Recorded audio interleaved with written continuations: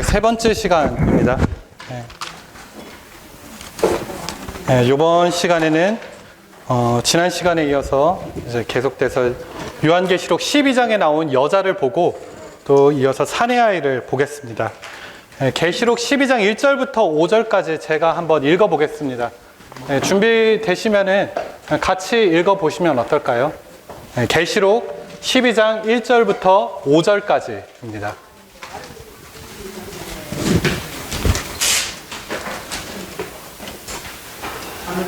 네, 읽어보겠습니다. 하늘에 큰 표징이 보였습니다. 해를 옷으로 입은 한 여자가 있었는데 발 바로 밑에는 달이 있고 머리 위에는 12별의 면류관이 있었습니다. 그 여자는 아이를 임신하여 해산의 진통을 겪으면서 해산하려고 고통 가운데 부르짖었습니다. 하늘에 또 다른 표징이 보였습니다. 크고 붉은 용이 있는데 7머리와 10뿔을 가졌고 머리들 위에는 7 왕관이 있었습니다. 용의 꼬리가 하늘의 별의 그 3분의 1을 끌어다가 땅에 던졌습니다. 또 용은 여자가 해산하면 바로 그 아이를 삼키려고 해산하려는 그 여자 앞에 서 있었습니다. 그 여자가 아들 곧 쇠막대기로 모든 민족을 다스릴 사내 아이를 낳았으며 그 아이는 하나님과 하나님의 보좌로 이끌려 올라갔습니다. 아멘. 지난 시간에 우리는 요한계시록 12장에 있는 우주적이고 빛나는 여자를 보았습니다. 이러한 여자는 무엇이라고 말했습니까? 이 여자는 하나님의 백성의 총체라고 했습니다. 그 12별의 면류관이 있다는 것은 그 율법 전 시대에 있는 이러한 족장들을 나타내는 것입니다. 그리고 발 바로 밑에는 달이 있었는데 달로 상징되는 그 구약의 이스라엘 백성들을 나타내는 것입니다. 그리고 이제 해를 옷으로 입었는데 이것은 해로 상징된 모든 신약의 믿는 이들을 말하는 것입니다. 그러므로 이제 율법 그 전에 족장들과 율법 시대의 이스라엘 백성들, 그리고 신약 시대의 모든 믿는 이들을 포함하는 믿는 이들의 총체가 바로 이러한 여자입니다. 이 12장 1절에서 방금 그 형제님 교통하셨듯이 이 표징이 큰 표징이라고 말했습니다. 그 요한계시록이 두 부분으로 나뉘어져 있다고 했는데 첫 11장에서는 그리스도의 승천부터 이 영원까지에 이르는 이러한 일들을 이렇게 개괄적으로 보여주는 것입니다. 이것이 요한계시록 1장부터 11장까지의 이러한 전반부의 내용이죠. 두 번째 부분은 후반부의 내용인데 이 12장부터 22장까지입니다. 이 부분에서는 이 대환락 기간이 될 현 시대의 이제 마지막 3년 반부터 새 하늘과 새 땅이 나타나는 이런 새 예루살렘의 영원 시대에 이르기까지 중요한 이러한 장면들, 중요한 문제들을 그 장면을 제시를 하고 있습니다. 그래서 여기서 첫 번째 나온 그러한 문제는 무엇이냐면 바로 여자와 사내 아이라는 것입니다. 그래서 요한이 이렇게 큰 표징이라고 말했듯이 그 계시록 1장 1절에는 그 사도 요한이 예수 그리스도께서 자기의 천사를 자기의 노예 요한에게 보내셔서 이러한 계시를 표징들을 통해 알게 하셨다. 이렇게 요한계시록이 시작되고 있는데 이 표징은 무엇이냐? 바로 영적인 의미를 담은 상징입니다. 그래서 요한계시록이 표징의 책이라고 할 때 요한이 본 것이 있습니다. 요한은 나타난 것을 보았습니다. 그래서 금 등대를 보았는데 금 등잔대를 보았는데 그것의 영적인 의미는 바로 교회였습니다. 그리고 그가 7별들을 보았죠. 7별들. 그것은 바로 7교회의 전달자들이었습니다. 교회의 전달자들을 상징하는 것이었는데 우리는 오늘 이런 여자가 이렇게 표징으로 나타날 때 그것의 영적인 의미가 무엇인지를 보기 원하고 또 사내 아이는 무슨 의미가 있는지를 우리가 보게 될 것입니다. 그래서 1번을 제가 읽어보겠습니다. 여자와 사내 아이에 대한 하나님의 필요. 하나님은 이러한 여자와 사내 아이를 필요로 하십니다. A. 하나님의 백성은 사내 아이가 되기 전에 먼저 그분께 여자가 되어야 한다. 이것은 오늘날 교회 안에 있는 우리가 먼저 하나님께 여자가 되어야 하고 그런 다음 사내 아이가 되어야 함을 가리킨다. 요한계시록 12장에서 하나님의 의도는 이 여자를 통해서 사내 아이를 낳는 것이다. B. 하나님은 그분의 영원한 목적이 성취될 수 있도록 그분의 대적을 패배시키고 그분의 왕국을 가져올 사내 아이를 필요로 하신다. 그분께서 그러한 사내 아이를 가지시기 위해서는 여자가 필요하시다. 아멘. 요한계시록 12장에 있는 이러한 표징을 통해서 우리는 하나님의 의도가 바로 이러한 이 여자를 통해서 사내 아이를 낳는 것임을 볼 수가 있습니다. 이러한 사내 아이에 대해서 우리가 이제 이번 시간과 또 다음 시간에도 계속 보겠지만 사내 아이는 이 여자의 강한 부분을 상징합니다. 하나님의 이런 모든 믿는 이들 가운데 더 강한 부분이 있습니다. 그러한 이들은 하나님의 원수, 그 대적을 패배시키고 오늘날 이기는 이들로서 그분의 왕국을 이 땅에 다시 가져오는 이들입니다. 그러나 이 아이가 여자에게서 먼저 나온다는 것을 우리가 볼 필요가 있습니다. 하나님께서 이런 아이를 낳기 위해서는, 사내 아이를 낳기 위해서는 먼저 여자가 필요한 것입니다. 사내 아이를 낳으려면 적어도 하나님의 백성 일부가 실질적인 방식으로 이러한 여자의 합당한 위치로 돌아올 필요가 있습니다. 로마 숫자 2번이 그것을 말하고 있습니다. 로마 숫자 2번, 여자의 위치. 합당한 여자로서 우리는 하나님을 위해 무언가를 하는 것이 아니라 그분께 속한 것을 받아들이기 위해 그분께 순종해야 함. 1번과 2번도 제가 읽겠습니다. 같이 읽겠습니다. 성경은 하나님의 눈에 그분의 백성이 그분의 아내임을 계시한다. 여자가 합당한 아내가 되려면 자기 남편에게 순종해야 한다. 이 우주 가운데 유일한 남편이자 유일한 남자는 하나님뿐이다. 우리가 하나님의 백성이라면 하나님께서 보시기에 여성들이다.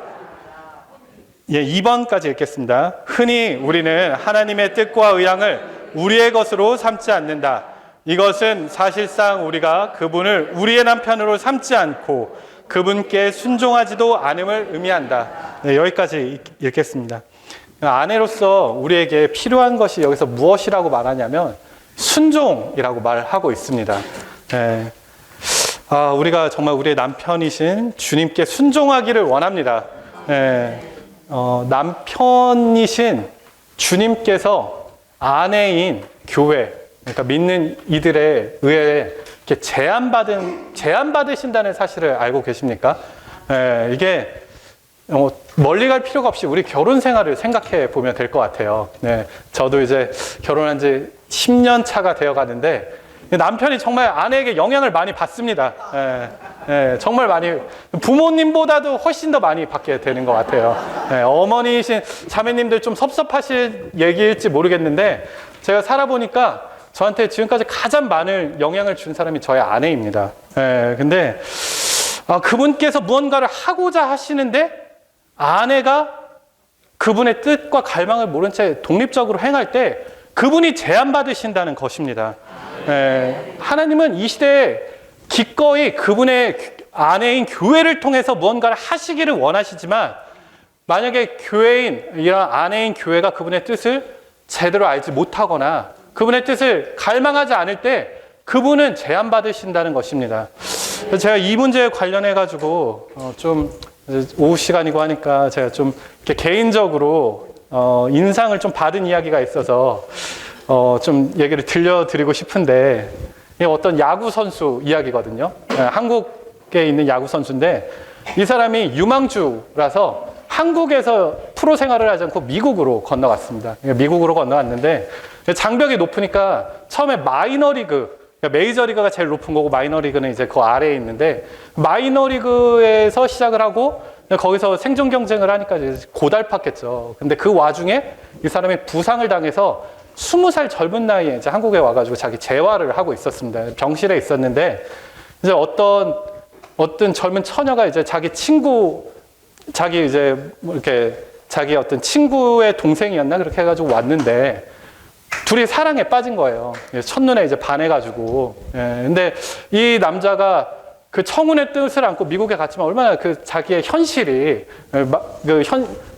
거기에 들어가는 장벽은 높고 자기는 지금 부상해서 재활 중이니까 이게 굉장히 낮은 위치에 있었을 텐데 어쨌든 그 여자가 그 이렇게 남편을 사랑하니까 거기에 미국에 이제 따라갔습니다. 예, 따라가서 엄청나게 고생을 했는데 그 몇 년 동안 남편이 자리 잡을 때까지 그 경기 전에 메이저리그는 그 경기 전에 식사를 하는데 뭐 뷔페식으로 육류 위주로 이렇게 쫙 깔아준다고 해요. 근데 마이너리그는 빵하고 잼이 나온답니다. 예, 그래서 근데 이 사람이 어느 정도로 이제 어려웠냐면 그 나눠주는 빵을 가지고 와가지고 집에서 먹어야 될 정도로 이렇게 그런 어려움을 그런 이제 눈물 젖은 빵을 먹은 거죠. 예, 그리고 이제 아내도 고생을 많이 했는데 그 젊은 두 부부가 거기서 애를 키우니까 첫째가 태어나고 둘째가 태어났는데 이 둘째를 출산하러 병원에 갔는데 첫째를 돌봐줄 사람이 없는 거예요. 그러니까 둘째를 출산하고 6시간 만에 집에 와가지고 첫째를 봤다. 예, 지금 뭐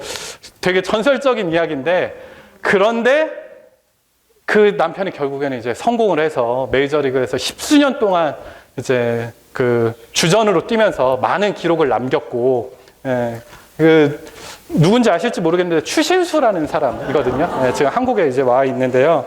예, 이 아내가 이제 완전히 이러한 남편의 뜻에 예, 자기를 하나가 되게 만든 거죠. 예, 그래서 제가 이런 이야기를 들었을 때, 제가 이제 생각한 것은, 야, 이 젊은 처녀가, 젊었을, 아주 어린 나이인데도 이런 남편의 뜻이 있다는 걸 알고, 그걸 이해하고, 기꺼이 그것과 하나 되기 위해서 어떻게 보면 자신을 버린 거잖아요. 예, 그냥 남편한테 이런 순종하는 그런 모습을 보여줬는데, 야, 나는 정말 우리의 남편이신 주님의 갈망과 뜻을 얼마나 이해하고 있는가. 제가 그 얘기를 들으니까 제 자신을 좀 돌아보게 되더라고요. 예, 이제 제가 남편이니까, 물론 이제, 아내인 분들의 좀 그 마음이 좀 이해는 갑니다. 예, 이게 남편이 얼마나 못 믿어오면은, 이렇게 자기 좀 이렇게 살 길에, 남편을 믿다가는 이게 사단이 날 것 같으니까, 이제, 이게 내가 좀 잘해가지고, 그러면서 이제 자기 어떤 그런 자기 방편을 찾아보는 것이죠. 그런데 우리는 사실 주님 앞에서는 그러한 변명을 할 수가 없습니다. 예, 우리의 남편은 사실 우리가 입으로는 주님이 정말 권위 있으신 분이시고 능력 있으신 분이시고 모든 것의 왕 중에 왕이라고 말하지만 사실 우리가 그분을 얼마나 이런 의지하고 있는가, 그분의 뜻과 갈망을 얼마나 이해하고 있는가, 정말 우리는 이거 부족하다고 말할 수밖에 없는 것 같습니다. 3번, 4번 네, 제가 읽어보겠습니다. 교회의 의무는 주로 그리스도를 위해 무언가를 하는 것이 아니라 그리스도께 속한 것을 받아들이는 것으로서 이것은 교회가 그리스도로 인해 잉태하여 그리스도를 위해 그 무언가를 낳기 위한 것임을 의미한다. 합당한 여자로서 우리는 그분을 위해 무언가를 하는 것이 아니라 그분께 속한 것을 받아들이기 위해 우리 자신을 남편에게 순종시켜야 한다. 아멘. 여기에 우리의 의무가 있습니다. 우리의 남편이신 주님께 순종해야 하는데 그분은 이런 일 저런 일을 하라고 우리에게 그런 방식으로 요구하시지 않으십니다. 그분은 우리에게 그분께서 요구하시는 것은 단순한데 바로 이러한 사랑하는 우리의 남편이신 그분 자신을 분배하는 것을 받아들이기를 원하신다는 것입니다. 이것은 우리가 그리스도를 받아들임으로써 그리스도에 의해 그리스도를 위한 무언가를 산출하기 위한 것입니다. 우리가 합당한 여자라면 마치 이런 결혼한 여자가 아이를 낳듯이 남편이신 그리스도를 계속해서 주입받음으로써 그분께 속한 것을 받아들일 때 우리는 무언가를, 그분을 위한 무언가를 산출할 수 있다는 것입니다. 바로 그분의 분배를 통해 이 여자의 강한 부분, 사내 아이가 이 여자를 통해 산출된다는 것입니다. 아내인 우리에게 필요한 것이 이렇게 순종이라고 말씀하셨는데 정말 우리가 이것을 체험적으로 알기를 원합니다. 제가 참 이 부분에 이렇게 부딪힌 것이 많아서 좀 이 부분을 더 교통하기를 원하는데 순종의 반대말이 저희 불순종이라고 생각하잖아요. 불순종. 근데 많은 경우에 우리는 이렇게 대놓고 거역하는 것을 불순종이라고 생각할지 모르지만 실제로 우리가 체험적으로 만나게 되는 이러한 남편이신 분에 대한 불순종은 그분께 묻지 않고 하는 것, 우리가 독립적으로 행하는 것, 함부로 우리가 행하는 것, 이런 것이 사실은 우리의 불순종이라고 할 수 있는 것 같습니다. 정말 우리는 이렇게 아내가 남편을 사랑하면 그 나타나는 반응이 뭐냐면 뭐든 혼자 하기를 원하지 않는다는 거예요. 정말 귀찮을 정도로 남편한테 가서 이렇게 묻고 저렇게 묻고, 이 크고 작은 일에서 남편이랑 이렇게 유쾌한 그런 대화 가운데, 그런 교통 가운데 뭔가를 하기 원한다는 것입니다. 그래서 시편 27편 4절에 우리가 굉장히 이제 좋아하는 구절인데, 그 시편 기자가 너무나도 주님을 사랑하기 때문에 주님의 이런 집에서 그분의 이런 아름다움을, 여호와의 아름다움을 앙망하면서 하는 것이 무엇입니까? 그분의 집에서 여쭙는 것이다. 이렇게 말하고 있습니다. 정말 우리가 주님을 사랑하는 그러한 아내라면 우리는 마땅히 주님께 나아가서 그분께 우리의 이러한 크고 작은 일에서의 이러한 일들을 주님께 물어본다는 것입니다. 사실 그러한 교통을 통해서 우리의 결과는 분명하게 무언가를 하라는 이러한 내적인 인도는 없을 수 있을지라도 그러한 교통으로 우리는 그분을 더욱더 주입받게 되는 것입니다. 정말 우리 남편께서 기뻐하시는 것이 이렇게 사랑하는 아내와 교통을 가지면서 그분 자신을 분배하는 것이라는 이러한 사실을 우리가 더 분명해질 수 있기를 원합니다. 아멘. 아멘. 자, B번 음행의 의미인데요. 제가 읽어보겠습니다. 그리스도의 다른 어느 것에 우리 자신을 순종시키는 것은 음행이다. 자신의 남편 외에 다른 누구로부터 무언가를 받아들이는 것은 음행이다. 우리는 가르침과 교리와 형식을 받아들이지 말아야 한다. 그리스도 외에 그 무엇을 받아들이는 것은 심지어 그것이 선하고 성경적인 것이라 하더라도 영적 음행을 범하는 것이다. 아멘. 아내인 우리는 음행을 멀리할 필요가 있습니다. 여기서 음행은 그리스도 외에 다른 어느 것에 우리 자신을 순종하는 것이다. 이렇게 말하고 있습니다. 우리는 가르침과 교리와 어떤 형식을 받아들이지 말아야 하고 그 어떤 선한 것, 성경적인 것이라도 그것이 그리스도를 떠난 것이라면 우리는 그것을 거절해야 하는 것입니다. 정말 우리의 유일한 판단 기준이 이것이 바로 그리스도께 속한 것이냐, 그것이 아니냐, 이것이 될 수 있기를 원합니다. C번 사내 아이를 낳는 길 1, 2번 우리 같이 읽겠습니다. 아멘. 그리스도만을 우리 존재 안으로 받아들임으로써 우리는 사내 아이를 낳을 수 있다. 사내 아이는 전체가 그리스도의 구성 성분으로만 형성된다. 사내 아이를 낳으려면 먼저 우리는 그리스도와 하나 되어야 하고 그분께 속한 것을 받아들여야 한다. 아멘. 2번 하나님은 그 여자가 용과 싸우는 것을 의도하지 않으신다. 하나님은 용을 대항하여 싸우는데 사내 아이를 사용하길 원하신다. 용은 여전히 하늘에서 활동하고 있다. 여자로서 우리가 유일하게 그리스도께 속한 것을 받아들일 때 사내 아이는 출산될 것이다. 아멘. 다시 한번 교통 드리지만 교회의 의무는 무언가를 하는 것이 아닙니다. 그분을 위해서 무언가를 하는 것이 아니라 그리스도께 속한 어떤 것을 받아들이는 것입니다. 그럴 때 자연스럽게 이것이 생명이기 때문에 우리 안에 무언가 조성되고 잉태되는 것이 있습니다. 그것이 바로 교회인 이러한 여자가 그리스도를 위해 사내 아이를 산출하는 것입니다. 그러므로 우리는 우리의 남편이신 그리스도께 지속적으로 우리 자신을 열어야 합니다. 그것은 그리스도의 요소, 그리스도의 신성한 이러한 조성 성분이 우리 안에서 계속해서 우리 온 존재를 적시고 침투하도록 허락해 드리는 것입니다. 우리가 이렇게 주님께 열린 그릇이 되어서 우리 한 가지 일, 그분의 신성한 분배를 받아들이는 일을 주목할 수 있기를 원합니다. 아멘. 네. 로마서 3번 넘어가겠습니다. 여자와 사내 아이의 차이. A번 사내 아이는 전 존재가 그리스도의 요소로 흠뻑 적셔지고 침투되었음. 1, 2번 읽겠습니다. 사내 아이는 여자의 보다 강한 부분이다. 여자와 사내 아이의 차이는 이것이다. 즉 여자의 존재 안에는 그리스도의 요소가 그리 많이 조성되지 않았지만 사내 아이는 전 존재가 그리스도의 요소로 흠뻑 적셔지고 침투되었다.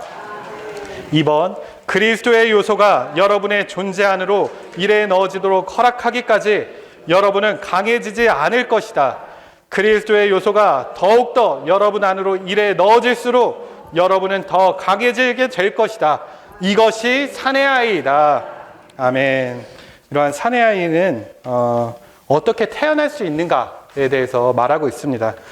사내 아이는 바로 이러한 여자의 강한 부분이고, 여자와 사내의 차이는 무엇이라고 말합니까? 여자의 존재 안에는 그리스도의 요소가 그렇게 많이 조성되지 않았습니다. 그러나 사내 안에는 그의 온 존재가 그리스도로 흠뻑 적셔져 있습니다. 완전히 그리스도로 적셔져서 그의 전 존재가 그리스도로 침투되어서 그는 그리스도가 하나가 되는 정도까지 그리스도로 연결되고 조성되어 있는 사람입니다. 하나님은 이러한 시대를 끝내시길 원하시고 왕국 시대를 가져오시길 원하시기 때문에 이러한 그분의 갈망을 성취할 수 있는 사내 아이를 필요로 하십니다. 사내 아이의 기능에 대해서는 우리가 좀 다음 시간에도 이야기하고 이 시간 후반부에도 얘기하지만, 먼저 저희가 지금 좀 교통하는 것은 어떻게 사내 아이가 그러면 산출될 수 있는가. 그는 그리스도께서 여자의 이런 어떤 부분 안으로 들어가서, 여자는 모든 믿는 이를 상징하는데 이 여자의 어떤 부분 안으로 들어가서 여자의 그러한 부분을 그리스도의 풍성한 요소로 적시심으로 출산되는 것입니다. 우리가 이러한 교통을 들었을 때 뭐 그렇구나 라고 하면서 알라고 있는 그런 교통이 아니고, 이것은 바로 우리의 매일의 체험에 적용하기 위한 것입니다. 우리가 그리스도께 이렇게 순종하고 그분께 나아가고 이렇게 구원받은 이런 생명을 어느 정도 분배받는 믿는 이라 할지라도 여전히 우리가 여자로 남아있을 수 있다는 것입니다.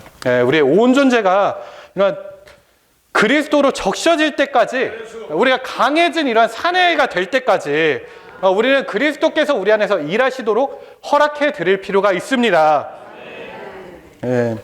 이것이 바로 사내아이라고 말하고 있습니다.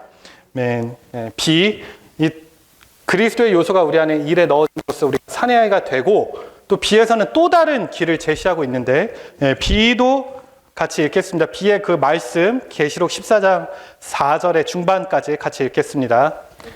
그들은 어린 양을 따름으로 사내아이의 일부가 됨. 그들은 어린 양께서 어디로 가시든지 그분을 따라가는 사람들이며, 이것은 사실 요한계시록 14장 4절에 있는 말씀은 이 첫 열매에 관한 말씀이죠. 사내아이에 관한 그런 말씀은 직접적으로는 아닙니다. 그렇지만 이 사내아이가 되는 것이나 첫 열매가 되는 것이나 그 원칙은 동일하다고 말하고 있습니다. 우리는 어린 양께서 어디로 가시든지 따라가는 사람들입니다. 그러나 어린 양을 따라가는 것이 외적인 문제가 아니다라고 말하고 있거든요. 내적인 문제라는 것이죠. 어린 양의 요소가 우리 안에 없다면 우리가 따르고자 해도 따를 수가 없다는 것입니다. 우리를 모방할 수 있을지는 모르겠지만, 다만 외적으로 그런 길을 취할 수 있을지 모르겠지만, 우리는 정말 이런 내적으로 이런 어린 양의 요소를 우리 안에 분배받을 때, 이런 어린 양의 요소로 조성될 때 우리가 이런 어린 양을 따를 수 있는 것입니다. 그래서 우리에게 중요한 것은 바로 항상 우리의 남편께 열려 있어야 하는 것이죠. 주님의 오늘날의 갈망은 이러한 방면에서 이러한 것이라고 말할 수 있을 것 같습니다. 먼저 우리가 여자라는 사실을 알기를 원하십니다. 주님은 우리가 여자로서 그분의 분배를 받아들이기를 원하고 계십니다.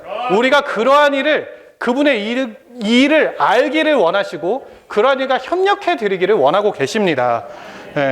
그리고 그러한 사내아이를 낳아야 된다는 사실을 이러한 여자가 인식하기를 원하고 계십니다.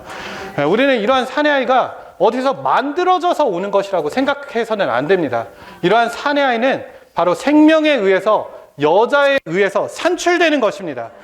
그 유일한 길은 그리스도를 계속 분배받음으로, 그분께 속한 것을 받아들임으로, 그분으로 잉태하는 어떤 것이 우리 가운데서 나와야 한다는 것입니다.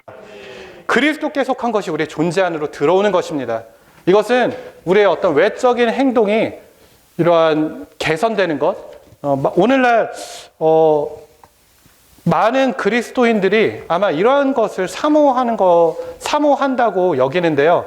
이렇게 승리하는 생활, 예, 죄에 패배당하지 않고, 예, 어디 갔든지 이제 그리스도의 어떠함이 막 나를 통해서 나타나고, 나의 죄가 없고 거룩하고 성결하고, 이것이 물론 굉장히 좋은 것이지만, 예, 겸손하고 다만 인내하고 우리의 어떤 인품이 함양되는 그러한 문제가 아니라는 것입니다. 이것은 절대적으로 그분의 신성한 분배에 우리 자신을 열어드리는 문제입니다. 사람의 아이가 태어나기 위해서 이제 만으로 9달이 걸리잖아요. 그러니까 9달 동안 이렇게 백 속에서 이렇게 자라는데, 하물며 우리의 이런 육신의 아기도 자라는데 9달이라는 기간이 필요한데, 얼마나 이러한 사내 아이, 그분과 하나 되어서 그분의 원수를 처리할 수 있는 그분의 경륜을 성취하기 위한 이런 아이는 얼마나 많은 시간이 걸리겠습니까? 그러므로 여자는 해산의 이런 진통을 겪게 되는 것입니다. 네, 우리는 오늘날 마땅히 이런 해산의 진통을 겪으면서 이러한 사내 아이를 산출하는 그러한 여자라는 것을 우리가 알 필요가 있습니다. 사실 성경에 이러한 본이 있는데, 그 갈라디아서 4장 19절에 사도 바울이 나의 자녀인 여러분 속에 그리스도의 형상이 이루어지기까지 나는 다시 여러분을 위하여 해산하는 진통을 겪습니다. 갈라디아서 4장 19절에서 바울이 이렇게 말했죠. 이것은 그가 우리 안에 형성된 이 그리스도인 사내아이를 낳기 위해서 진통을 겪는 여자의 일부분이라는 것을, 그가 그러한 여자의 일부분이라는 것을 깨닫고 있었다는 것을 우리에게 말해주는 것입니다. 그런 다음에 빌립보서 1장 21절에서 바울은 내게 사는 것이 그리스도다, 그리스도니라고 말합니다. 이것은 그가 그리스도를 체험함으로써 사내아이의 일부가 되었다는 것을 말해주고 있습니다. 이렇게 바울이 진통을 겪는 여자의 일부였을 뿐만 아니라 다른 한편으로 사내아이의 일부분이었기 때문에 우리 모두가 이러한 바울의 본을 따를 수 있기를 원합니다.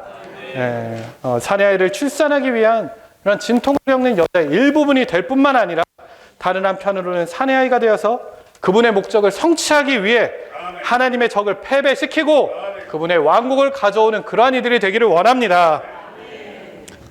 아멘. 여기 이어지는 부분들이 있는데, 아멘. 넘어가서 마지막 4번 읽겠습니다. 아멘. 단체적인 한 여자. 개인적으로 여러분과 나는 여자가 아니다. 오직 단체적인 하나의 단위로서만 우리 모두는 한 여자이다. 우리가 하나 될 수 있는 유일한 길은 그리스도께 순종하고 그리스도께 속한 것을 받아들이는 것이다. 우리가 자신을 우리의 한 남편께 순종시키고 오직 그분께 속한 것만 받아들인다면 우리는 순결하게 되고 하나 될 것이다. 그러지 않는다면 우리는 음행하는 이들이 될 것이며 분열될 것이다. 음행은 분열에 의해 야기되는 혼란이다. 아멘. 개별적으로 우리 각 사람은 여자가 아니라는 사실을 볼 필요가 있습니다. 오직 하나의 단체적인 단위로만 우리는 여자가 될 수 있습니다. 우리가 하나가 될 수 있는 길은 여기서 말하듯이 그리스도께 순종하고 그리스도께 속한 것을 받아들이는 것입니다. 만약 우리가 그분께 순종하지 않는다면 우리는 하나 될 수가 없습니다. 여기 이제 우리 많은 이런 우리가 이제 믿는 하나님의 자녀라는 공통점은 있지만 우리 각 사람이 다 출신이 다르고 배경이 다르고 개성이 다르고 다 다른 사람들이잖아요. 이러한 단체적인 믿는 이들이 어떻게 하나가 될 수 있는가? 우리 자신 안에서는 결코 하나가 될 수 없다는 것입니다. 어떠한 그런 의결과 어떠한 이러한 헌법과 어떠한 잘 갖춰진 이러한 제도가 있다 할지라도 그런 것들은 우리를 하나가 되게 할 수 없습니다. 오직 그리스도의 이러한 신성한 요소가 우리 안에 분배될 때만 우리는 이러한 그리스도 안에서 하나가 될 수 있는 것입니다. 이러한 하나는 또한 머리이신 그분께 순종함으로 산출되는 것입니다. 우리가 어떤 다른 이러한 많은 이런 좋은 관념들이 있다 할지라도 정말 우리는 그런 것들을 좀 내려놓는 것을 배울 필요가 있습니다. 정말 교회 안에서 이제 이 남자들, 이 형제들이 가진 좀 그런 어떤 특성 이런 것들은 이렇게 논쟁이 있을 때, 뭐랄까, 논쟁이나 어쨌든 의견이 다를 때, 의견이 맞지 않을 때, 이렇게 자신의 어떤 생각을, 이렇게 관철시키려는 경향이 있죠. 그래서, 다 이렇게 할 때, 그 한마디를 안 하면은 자신의 어떤 그 고견을, 탁월한 고견을 이렇게 말하지 않으면은, 이게 이제 못 견디는 그러한 성정을 타고났거든요, 사실 남자들이. 그런데 정말 이거 우리 훈련받기를 원합니다. 우리는 교회, 이러한 주님과의 사랑의 관계 안에서 모두 여자들입니다. 여자의 미덕은 바로 머리신 분께 순종하는 데 있는 것입니다. 아멘. 이제 우리가 자신을 우리의 남편이신 분께 순종시키고 오직 그분께 속한 것만을 받아들이면 우리는 순결하게 될 것입니다. 이러한 음행은 바로 이런 분열에 의해, 분열을 하나님께서 보실 때 가장 다루기 어려운 것이거든요. 정말 우리는 그리스도의 십자가를 알고 그분의 어떠함을 우리가 알아서 이러한 통제하는 이상에 따라서 하나가 되기를 원합니다. 우리 하나님의 적을 패배시키고 하나님의 왕국을 가져오는 그러한 사내 아이를 낳는 그러한 믿는 이들이 되기를 원합니다.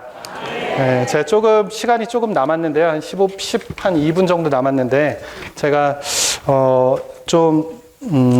그 아내에 대한 부분, 아내와 아내인 우리가 그분과 갖는 이런 사랑에 대해서 좀 그분이 갖는 그런 모순에 대해서 좀 교통을, 남는 시간 좀 드리려고 합니다. 우리 믿는 이들은, 크게 세 가지 방면에서 세 가지 신분이 있다고 말하거든요. 그분의 이러한 생명의 관계 안에서 우리는 그분의 아들들입니다. 그분에 의해서 산출된 우리는 그분의 아들들입니다. 그분을 섬기는 방면에서는 우리는 그분의 노예들입니다. 근데 사랑의 관계 안에서 우리는 그분의 배필, 그분의 사랑스러운 신부입니다. 근데 과연 제가 볼 때 과연 우리가 그런 주님께 사랑스러운 신부인가? 그분은 사실 이렇게 전능하시고 전지하시기 때문에 그 우리의 어떠함을 아시거든요. 제가 만약에 어떤 한 여인을 알고, 저는 이제 남자니까 제가 어떤 한 여자를 알고 그 여자가 이제 나랑 결혼을 했을 때 10년 뒤, 20년 뒤, 30년 뒤 어떤 사람인지를 알았다면 과연 결혼할 수 있었을까? 아마 결혼하기가 쉽지 않았을 것 같다. 그런 좀 생각이 드는데요. 하나님은 사실 우리의 약함과 실패를 다 알고 계십니다. 사실 우리가 다른 여기 계신 분들 말할 거 없이 제가 제 자신을 봐도, 제가 주님 앞에 이제 저는 어린 시절부터 교회 안에서 자라고, 이렇게 믿음의 여정을 저희 어머니가 믿는 분이셨기 때문에 어렸을 때 이제 따라서 교회 나가기 시작해가지고, 초등학교 6학년 때 어느 분이 그 로마서 10장에 있는 말씀을 저한테 교통해 주셨어요. 그래서 제가 구원받은 사람이라는 걸 알게 됐거든요. 주님의 이름을 그 마음으로 믿었기 때문에, 그리고 입으로 시인했기 때문에, 여기에 성경 말씀이 나에게 내가 구원받은 사람이라는 거 말해주는구나. 그래서 제가 어린 시절에 제가 이제 구원받은 사람이라는 걸 알게 되었습니다. 그런데 중고등학교 때 제가 좀 이렇게 잘 생활했던 것 같은데, 대학생이 되니까 제가 좀 이제 자유분방한 저의 길로 막 가기 시작했죠. 그리고 10년 동안의 방황을 거쳐서 30살이 되었을 때 저의 어떤 믿음의 여정을 시작하게 되었습니다. 근데 지금 한 10년이 조금 넘었는데요. 그런 여정을 시작한 지. 여전히 보면 저는 그 10년 전에 제가 주님께 큰 서원을 하면서 10년 후에 나는 뭔가 좀 달라지겠구나. 내가 좀 성숙한 사람이 되겠다.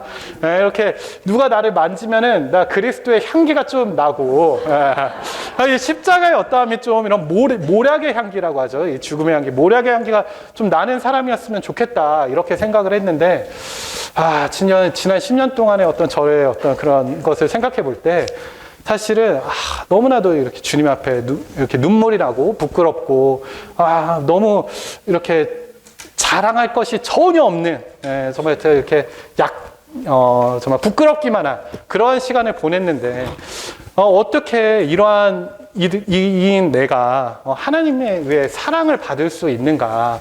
근데 호세아서에 지난 시간에 우리 2교시에 그런 이 믿는 이들이 하나님의 이러한 구약에 있는 이러한 이스라엘 백성들, 그 다음에 신약에 있는 이러한 하나님의 믿는 이들이 그분의 사랑을 받는 그분의 배필들이라고 얘기할 때 여기에 호세아서가 나왔죠. 호세아서는 이스라엘이 그분의 남편이신 그분을 떠나서 음행하고 심지어 창녀 역할을 했다고 했습니다. 그런 역할을 했지만 그러한 사랑으로 그들을 다시 이렇게 부르시는 것에 대해서 말하고 있습니다.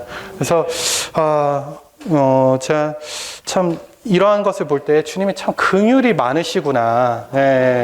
이렇게 내가 이렇게 교회 생활을 떠나지 않고 뭐 주님을 섬긴다고 해서 섬겼지만 저의 어떤 내면의 모습은 어떠했는가? 나의 이러한 그런 주님에 대한 이러한 나의 그런 내면과 그분에 대한 사랑과 그분에 대한 태도는 어떠해야 했는가? 이런 것들을 볼 때, 정말, 자신이 사실 뭐 이런 데 나와서 저보다 훨씬 더 연장하시고 체험이 많으신 형제 자매님들 앞에 나와가지고 제가 이렇게 무슨 담대함이 있어서 이런 것들을 교통하겠습니까? 그렇지만 하나님은 정말 놀라우신 분이신데, 이 호세아서 11장에, 내 어찌 하겠는가? 이런 표현이 있는 것을 아십니까? 이게 이렇게, 내 어찌 그렇게 이스라엘을 버리겠는가? 그러한 이야기를 하셨습니까? 내가 어떻게 그녀를 포기하겠는가? 내가 어찌 그녀를 사랑하지 않을 수 있겠는가? 내가 어찌 그녀를 유죄 판결할 수 있겠는가? 하나님은 예지할 수 있는 능력을 갖고 계시지만, 또한 참 그분의 이 안에서 이 솟아나는 사랑을 주체할 수 없으시다는 것입니다. 그래서 참 어떤 면에서 그분은 그러한 모순을 안에 갖고 계십니다. 우리가 어떠한 사람인지를 알고 계시면서도 우리를 사랑하시는 분이십니다. 그래서 참 정말 이러한 주님에 대해서 정말 우리는 더 알기 원합니다. 이러한 여자의 특징은 순종이라고 말했지만 사실 우리가 그분을 이런 분으로 체험하지 않는다면, 우리의 어떠함을 다 아시면서도 우리를 사랑하시고 우리를 긍휼히 여기시는 분이시라는 것을 알지 못한다면 어떻게 우리가 그분을 순종할 수 있겠습니까? 그리스도가 교회에 대해서 권위를 가지시는 것은 그리스도께서 우리를 위해서 그분의 목숨을 기꺼이 주셨기 때문입니다. 어떤 형제님이 앞서간 형제님이 저한테 그런 교통 하시더라고요. 남편의 권위는 어디에서 나오는가? 남편의 권위는 이렇게 성경을 보면 여자는 이렇게 아내는 남편에게 순종하라고 되어 있는데 그런 권위는 어디서 나오는가? 그리스도께서 그분 자신을 주셨기 때문에 나오는 것이라는 것입니다. 그리스도께서 교회인 아내에게 그분 자신을 주셨기 때문에 남편이 권위를 가지려면 먼저 아내를 위해서 죽어야 한다는 것입니다. 그게 어떤 의미인지 아실 것이라고 생각이 듭니다. 정말 이렇게 나와서 이렇게 크게 이렇게 뭔가 말하고 소리쳐서 나오는 것이 아니라 그분이 죽기까지 우리를 사랑하셨던 것처럼 우리가 그러한 방식으로 아내를 사랑할 때 그러한 권위가 남편에게 생긴다는 것이죠. 참 우리가 그러한 주님의 사랑을 볼 때 정말 우리 주님께 순종할 수밖에 없다고 느껴집니다. 주님은 어떠한 방면에서 이렇게 우리에게 많은 때 이런 성공을 주시지는 않는 것 같다고 느껴져요. 왜냐하면 우리가 더 우리 안에 부서져야 할 것들이 그분과 어울리지 않는 것들이 우리 안에 여전히 남아있기 때문에 하나님은 결코 우리를 그러한 상태로 두실 수 없습니다. 그분은 우리 안에 있는 우리의 타고난 성분들, 그분과 어울리지 않는 것들을 철저히 허물어뜨리셔야 합니다. 그러한 것이 우리에게 폭로되지 않는다면 우리는 그냥 우리가 그러한 사람인 줄 알고 그분께 나아가서 그분을 의지하지 않을 것입니다. 그분이 기꺼이 우리를 그런 환경 가운데 두셔서 우리에게 빛을 비춰주시고 우리가 이러한 실패하게 하실 때 그분은 정말 우리가 참 이해할 수 없는 사랑으로 우리에게 오시는 분이십니다. 그래서 우리의 온 존재를 점유하시고 정말 우리가 그분이 어떠한 분인지를 알게 하셔서 우리가 정말 그분을 사랑할 수밖에 없게 만드시는 그런 긍휼과 사랑으로 우리를 감싸주시는 분이십니다. 정말 우리가 이러한 여자의 그분을 사랑하는 여자의 일부라는 것이 너무나 감사하지 않습니까? 사실은 이러한 교통의 방점은 제가 느낄 때는 사내아이에 찍혀 있는 것 같거든요. 근데 저는 정말 이러한 또 한 방면에서는 이러한 주님과의 사랑의 관계 안에 있는 우리가 여자라는 것이 너무나도 주님께 감사를 드립니다. 합당한 여자가 굽이 있어야 사내아이가 산출될 수 있다고 말씀하셨습니다. 우리는 정말 주님의 이러한 사랑의 관계 안에서 그분께 많이 묻고 그분의 아름다움을 감상하면서 그분과 함께 그분의 임재 안에 머물면서 그분과 늘 교통하는 사람이 되기를 원합니다.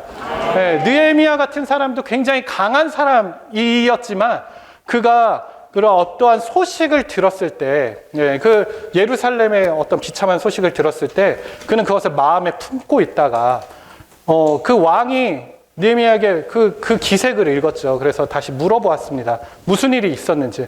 근데 느헤미야가 그때 어떻게 반응했다고 말했습니까? 그가 기도했다고 말하고 있습니다. 그 짧은 순간이었지만 그는 하나님 앞에 나아가서 그가 어떻게 말을 해야 될지 물었다는 것입니다. 이러한 것이 늘 교통 안에 있는 사람의 이러한 본이라고 느껴집니다.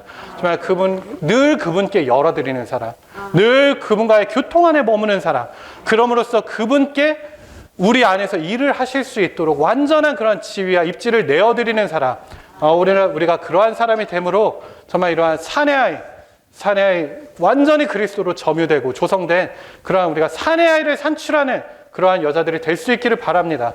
우리가 이러한 사내아이의 일부가 될 수 있기를 원합니다.